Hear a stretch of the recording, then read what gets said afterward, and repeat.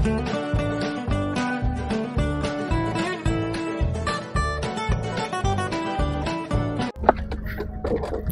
guys, welcome back no. Welcome back sa channel. Yung topic pala natin ngayon is yung mga taong hindi ko sinasamahan sa office or bihira ko silang kausapin. Kasi parang hirap pa kasi ako makipag-usap pag hindi ako komportable. Kaya start na natin guys. Yung mga taong iniiwasan ko, ito yung una, yung mga taong laging mali ang nakikita. Yun, iniiwasan ko yan. Yung parang sila lang lagi ang tama, yung mga kasama nila mali na. Mahirap kasi makasama ang mga tao na ganun kasi walang makita sa'yo na tama kundi mali. Para sa kanila wala kang ginawang tama, kaya parang mahirap kisamahan yun. Tapos yung pangalawa, yung puro puna sa kapwa, palaging puna ng puna, wala namang ginagawa yung iba, puna lang ng puna, basta lang may masabi. Minsan yung mga napupuna nila yung mga mali ng iba, tapos yung mali nila hindi nila tinatalakay, kaya mahirap din yun. Kumbaga parang bulag sa sariling pagkakamali nila. Kaya huwag tayo magpa-apekto niyan guys, mahirap yun. Tapos yung pangatlo, yung punong-puno ng inggit, yung taong mga inggitero, yan, mahirap din yan. Kaya iniiwasan ko rin yan kasi parang madadala ka sa emotion nila. Mahirap yung ganyan, yung kakwentuhan kanila na parang naiinggit sila sa iba. Mahirap yan, ayoko ng ganong tao. Tapos makikita mo nagkukunwari silang masaya sa achievement ng ibang tao or achievement mo. Yun, mahirap.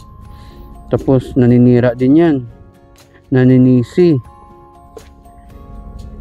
Tapos ipaparamdam pa sa'yo na hindi ka bilong, minamaliit ang iyong kakayahan, kaya mahirap yun.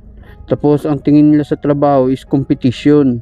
Yun ang ayoko, kaya hindi ako nakikisama sa mga ganyan. Pero nakikipagkwentuhan lang ko about lang sa trabaho. Yan. Tapos ang number 4 is yung feeling siya ang magaling. Yan ang mahirap din no, kasi hindi nakikinig sa suggestion mo, kaya mahirap yung ganong tao. Kaya minsan iniwasan ko rin yan kaya nilagay ko rin dito para malaman nyo rin. Tapos yung panglima, yung hindi tumatanggap ng pagkakamali. Minsan pa sila pa ang ang nagpapanggap na sila ang biktima, di ba? Mahirap 'yun. Iwasan mo yan mga ganyang tao. Tsaka yung pang-anim, yung sarili lang iniisip tapos nalaglag pa ng kasama. Mahirap 'yun nung ilalaglag yung kasama mo sa work kasi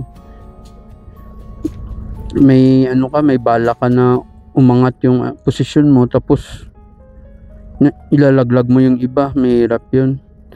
Kaya parang nagtatrabaho sila ng pansarili lang, hindi man lang nila iniisip na yung ibang kasama nila kailangan din ng trabaho, kailangan din ng pera para sa pamilya. Tapos yung taong walang konsiderasyon, yan yung number 7 ko, walang konsiderasyon sa tao. Yung number 8, yung sinungaling na tao. Yan, mahirap talaga yan, ang sinungaling. Yan talaga, hindi ko yan kinakausap. May mga taong kilala ko na sinungaling, kinakausap ako, pero ako parang tango lang ng tango. Ang nasa isip ko na lang, gawin mo na lang, huwag mo nang sabihin, baka kasi hindi mo rin masunod yung sinasabi mo. Kaya, pero sa isip ko lang yun, hindi ko siya dinidirekta. Pero may isa akong office mate na nasabihan ko, na kinfront ko, kasi hindi tama yung ginagawa niya. Parang may sinabi siya na hindi siya papasok. Tinanong ko na siya bago pa Sabado, kasi overtime, kung papasok siya o hindi. Thursday ata yun, tinanong ko. Tapos sabi niya hindi daw siya papasok kasi uuwi siya ng probinsya. Tapos pagdating ko ng Sabado, pumasok. Kaya sabi ko, parang nakakainis yung mga ganyang tao. Kasi Sabado, Linggo may pupuntahan kami, so sana Sabado nag-prepare na ako noon kasi luluwas kami ng Maynila Linggo eh. Kaya kinonfront ko siya, tapos hindi ko na siya pinagsalita kasi ilang beses niya na ginawa sa akin yun. Siguro napuno na rin ako, kaya kinonfront ko na. Tapos yung pang-siyam ay yung mapanlamang o sobrang magulang. Guys, yan talaga, ayoko ng ganyan. Kaya pag mga ganyang tao, as much as possible, wag mo nang patulan. Wag na, mahirap yan. Tsaka wag ka na nang sumama sa kanila sa ganyan.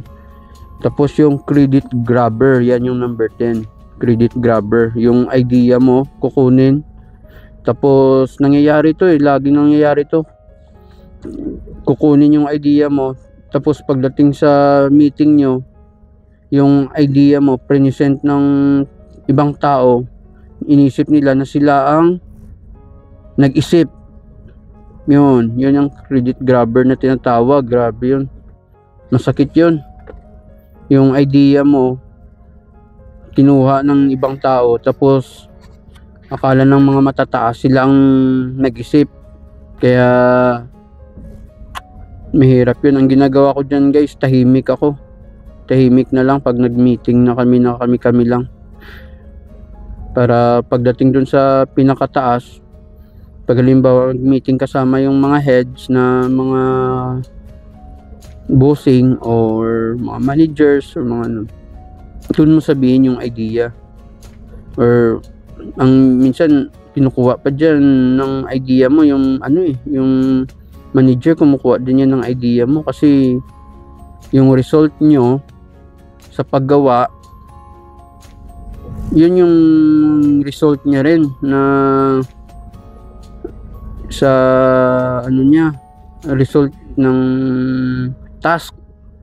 Yung kung anong inuutos niya, yun ang susundin nyo para maging okay kayo sa ano, sa tingin ng pinakataas, mga halimbawa mga president. Yun, kaya minsan mas maganda na lang tahimik na lang. Tapos yung ano mo, yung idea mo, oo, napapakinabangan ng manager, pero kung hindi ka naman ina-appreciate ng manager, parang sayang din ang effort mo sa pag-isip nun. Kaya mas ako, pinipili ko na lang tahimik. Tapos pag kasama yung ibang manager, doon ko na lang sinasabi yung idea. Kasi ayoko nga ng credit grabber eh.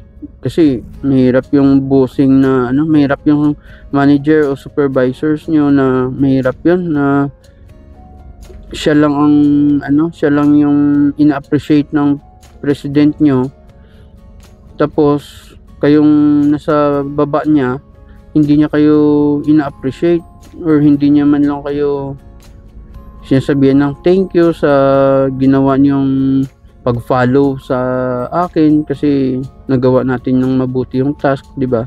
Parang yung gawain niyo sinulo niya, na dahil kung hindi kayo gumawa noon, hindi magiging positive ang output ng result ng ano niyo, ng task, di ba? Kaya yun guys, yun lang ang ano ko, mga taong ayoko sa office. Okay guys, thank you and God bless. Support guys, support my channel. Thank you guys. And sana mag-subscribe na kayo. Wala akong subscriber kasi. Thank you guys. Thank you and God bless.